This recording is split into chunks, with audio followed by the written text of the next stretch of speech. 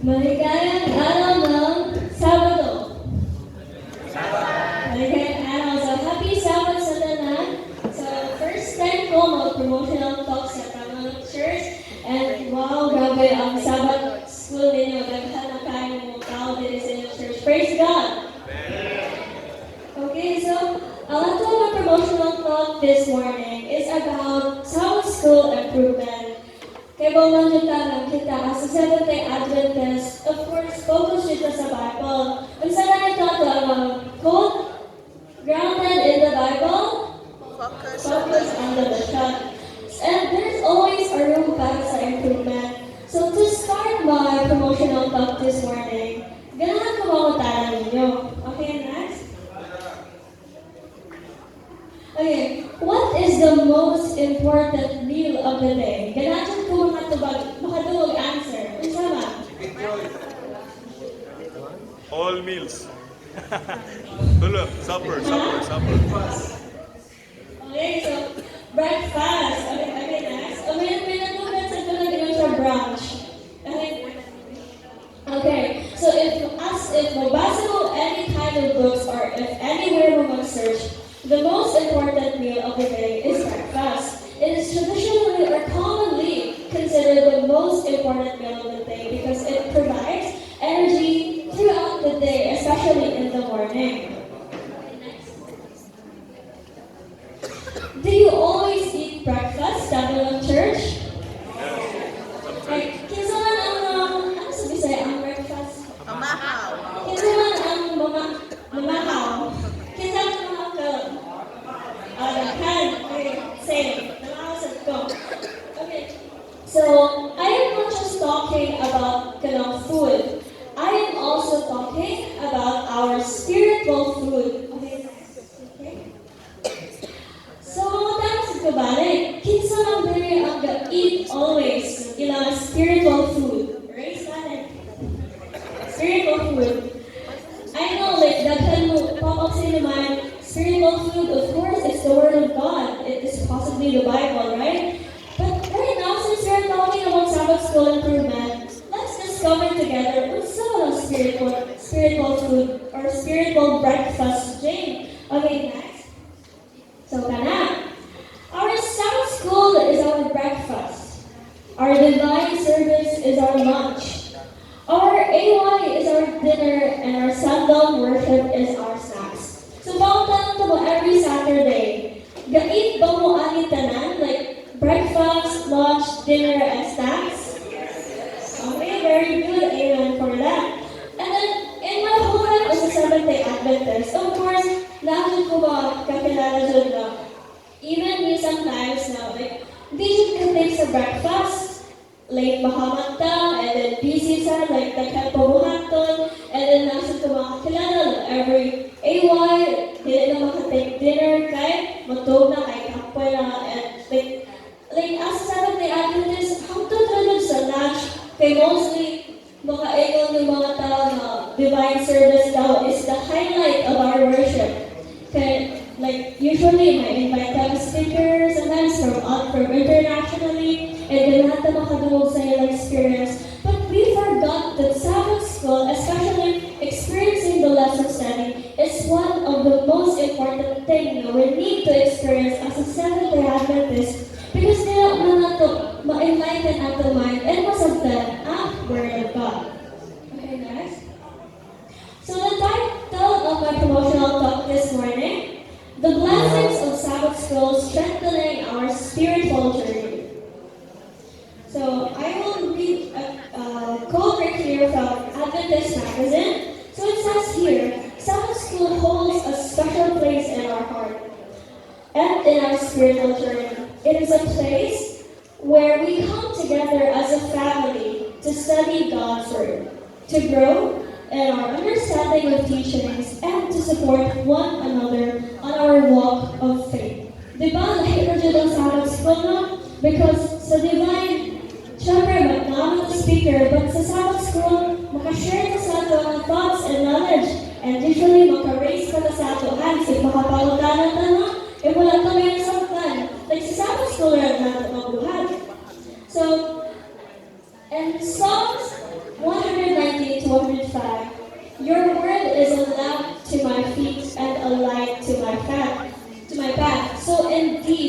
the Sabbath school serves as a beacon of light, guiding us along of the path of righteousness and spiritual enlightenment.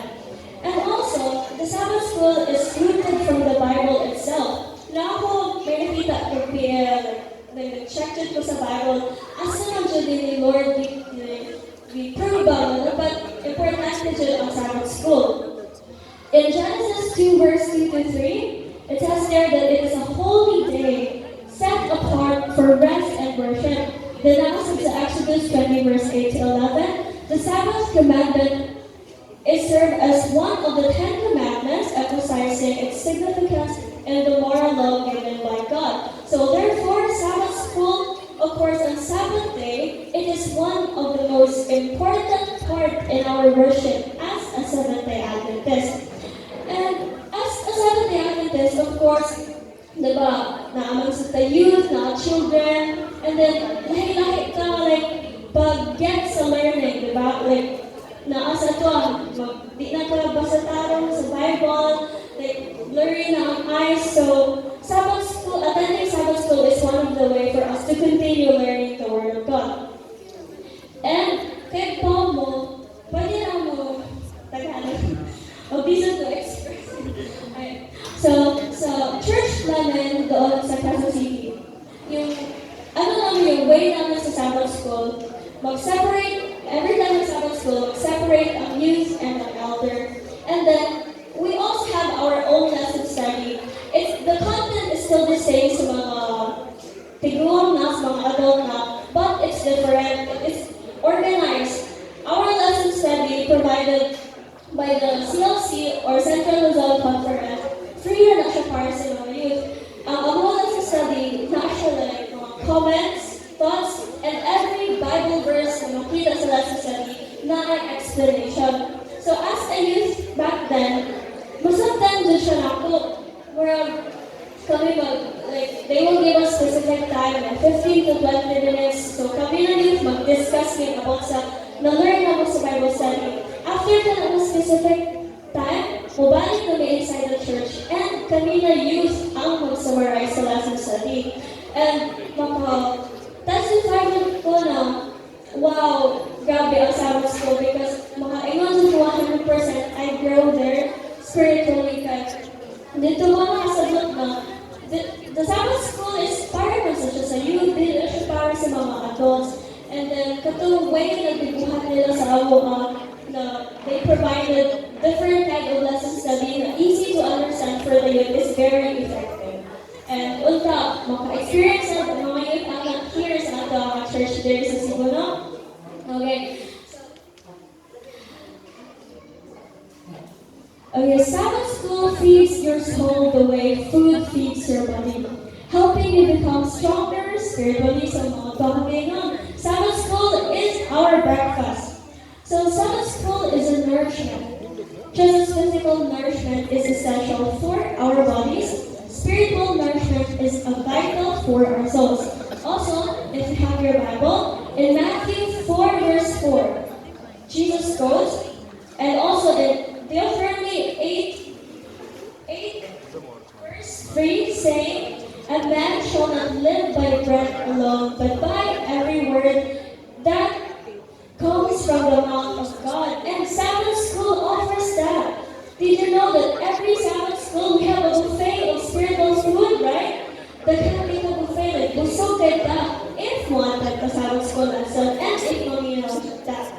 And also, I hear from the Adventist magazine na ay mag-share ko tulong ka ways in order for us to strengthen our Sabbath school. And I know, like, ginabuhat ko dyan sa tamang church and daghan dyan mabusog always sa Sabbath school kaya kadaghan ninyo, I promise. Okay, so first one, strengthening your Sabbath school. First, prioritize sound biblical teaching in our Sabbath school curriculum and activities. So, of course, Sabbath school lesson should always focus only in the Bible. Wala na dyan lahat. So, if you are someone like given the opportunity to stand here and share the Word of God, of course, always remember tanan na gina-share mo and gina-feed mo sa mga tao, it's the Word of God. And in order for us to have the knowledge na mo, sometimes then of course we must pray. Dili ka like magpataka jud sa pag-study mo sa lesson because it's a daily reminder, di ba, the lesson na siya Monday, Tuesday, Wednesday. So it's very important na focus mo dito sa Bible and as much as possible, as someone na leads sa lesson study, it's better sad if we use diligent deep na mga words when we explain sa ato ang mga church member kay, you know, like, lahi-lahi ita methods or way of learning and dili man tanan kasabot nga ang language. So, as much as possible, let's explain the Word of God in a very simple manner using a real-life experience. Okay, next. Number 2, active participation is essential for vibrant Sabbath school. So, connect. Participation is a must. So, when we say participation, okay naman sila. Sige, ask questions, no? But we should also ask ourselves if these questions are appropriate to ask. And also, our youth, we must include them sa ating Sabbath school since sila mo na ang next na leader sa ating church. So, we must guide and help our youth for them to how to open the Bible, how to understand, how to read, how to open the correct chapter and Bible verses. That is basic, but that is very important. Okay, next.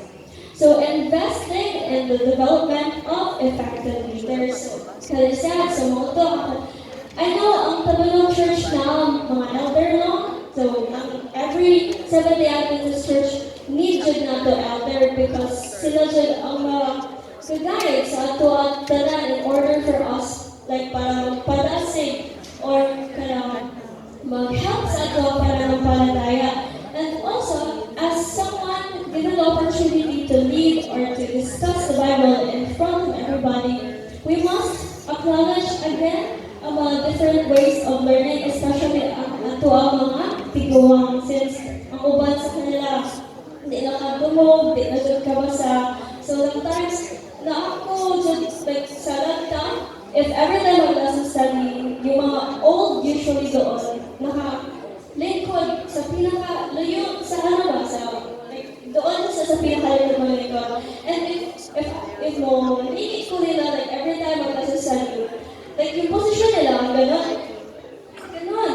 But, they're not sleeping. Hindi sila tulog. Because every time mag-discuss ang elders sa front, gaan ang mga tiguang doon sa lahat. Gaan sila, so they are listening. So as someone given the opportunity, isa sa daw sa technique, you-share ni Pastor Galang before, na like your elder ka, and when you discuss like lesson study, it is also good na maglakaw-lakaw ka, and like doon lang dito din gaana, and wala dyan sila dito, paminaw dyan sila. Because even if mag-present ka, PPT, or like, mag-request ka mag-read Bible, di naman sila makabasa. So, maybe it's their way to focus and to really listen carefully, like, doing that. And, like, cute na quiet na naman, because even at their age, they're still willing to learn the Word of God.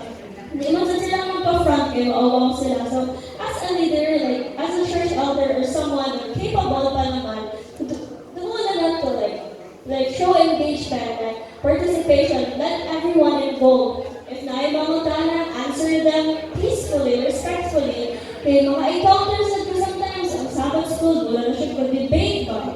Which is, di rin na siya healthy sometimes. Kaya, instead, we will focus the Word of God. Kapalindot tayo na lang questions, so, mawang ang focus or ang pagiging reverent sa study. So, those are the 3. So, again, the first one, prioritize sound biblical. Sabbath lesson should always focus on the Bible only. Wala na other like, mga add-ons na hindi na siya related. And also, active participation is a must. So I am encouraging the youth of Tabalong Church to study also the lesson. Okay, hindi ila siya pag-elder. And actually, ang abuang na uncle, like, di ba yung lesson, ano ba siya? Meron siya Monday, it's every day, right? Like Monday, Tuesday, Wednesday. So mag-assign na siya na mo, ikaw, Jane, ikaw sa Monday, you study that. Okay, Saturday, pag mag-worship ka, every one of you like will summary what's in that specific day. Like, what's in yung kapalaran. So, ang mga uncle, mag-inana siya. He will gather all of our cousins, magtapok mo sa Villa House, and then mag-worship me, and then kami ng mga pag-umang ko niya ang mag-discuss sa mag-give niya mga specific day. And which is really amazing. Because sometimes, if magtuon ko sa ato mga lesson study, makaayos ito, oh, mama, like, I have a lot of realizations pa. Like, only they are like that. So there's always something more to learn in the Bible. And you know what's really amazing? If you notice, our Bible or our lesson study, most of the time, the Bible verse are the same balik-balik, right? Kinsa na din nakabasa sa Bible, like from Genesis to Revelation. Okay, very good. Wow, amazing. So, diba? But even if, kunyari, I will read the Bible like from Genesis to Revelation, and I learned from reading that. Pero even if you read the next day, pasahon na sa mo, maka-learn na sa kabag, oh, that is really amazing about the Bible because even though balik-balik ang ato gina-learn, like, oh, Genesis, Exodus 1:1, in the beginning God created the heaven and earth, balik-balik. But if you study every day, you said imo mag-learn, like, sa ato mga lesson, balik-balik na dyan na, like, everything are connected. Pero ang ato ang learning, ano sa iba-iba, like, it's not repeating, like, it's really amazing. Like, isa sa mga power sa Bible ba, even if, like, balik-balik na ako basa, makarealize ko, oh, so pag first na ako mabasa, wala din ako na-realize, wala din ako na-learn. But the second time, nagibasa ko siya, oh, ano sa tubago na-learn, which is really amazing. And, again, I encourage all Kabulog youth na mag-study dito sa ato lesson study and also participate. Okay. So, if you want to understand God more, then eat your spiritual breakfast. Attend Sabbath school lesson because again, that is the most important meal of our life in our worship as a Seventh-day Adventist. Dili na ito sa itong mind na, divine lang ko kay, pag-go speaker na. So again, sa Sabbath school na dito maka-encounter na wala tag family because we are sharing our knowledge about the Word of God. Wala na tag, you know, because family na dito din. So sa Sabbath school na dito natin ma-feel. So to end my promotional talk, what's the most important meal again? Breakfast. Okay, so breakfast, and now, kay Bono ko, unsa ang pasabot ala. Once again, happy Sabbath. Amen.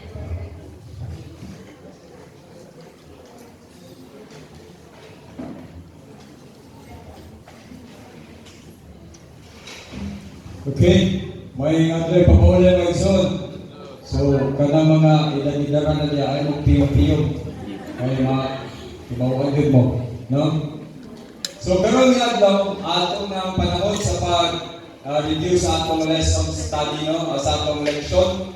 Unya, naata sa itopat nga bahin. Sa ato ang lesson 4 nila, the role of the Bible. So, atong isutan ang unsa ka importante ang Biblia. Sa tibuok semana atong nabasa katong nakatuon sa atong lesson nga ang Biblia dili lang usa ka ordinaryo diay nga libro, kung dili kini buhi, no? Kini mao'y maayong diya sa ato ang kinabuhi, no? Gamhanan kini anaa ang kamatuoran ang iyang giya ana nini. So mo ni batok ato ang nagibang batok sa adlaw-adlaw nga mga pagsulay sa atong kinabuhi. Karon mga igsoon, adunay giyon ang pangutana. Atong pangutanon nga atong pagalingon no? Kung asa ang Biblia sa atong kinabuhi. Matapadlaw ba ta magtuon sa atong Biblia kay ginaingon nga dili kita matukod sa atong pagtuo mo igsoon kung dili nato tagaan ng panahon ang pagbasa sa balaang kasulatan. So, kita rin makatupag mga igsoon sa mga pangutana gigiingon dinhi asa ang Biblia sa atuang kinabuhi. Kaysa tinuod lang mga igsoon, bisan ako usahay nalimot o kapri sa Biblia. We are giving much time sa atuang cellphone o usab sa atong mga panginabuhi. Apan karon nga adlaw ato gitagaan og importansya ang pagbasa sa Biblia. So sa